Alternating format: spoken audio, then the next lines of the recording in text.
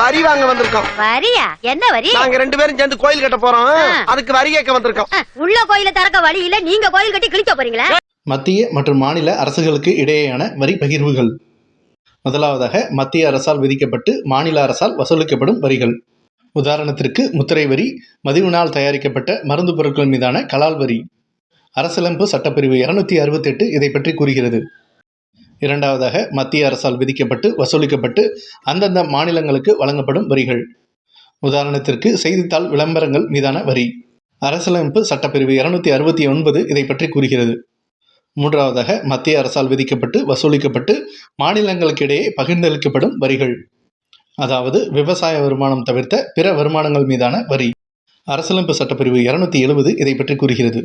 மேலும் மத்திய அரசாங்கத்திற்கு ஒதுக்கப்பட்ட வரிகளில் சுங்க வரியும் மாநில அரசாங்கத்திற்கு ஒதுக்கப்பட்ட வரிகளில் விற்பனை வரியும் காணப்படுகிறது. நன்றி.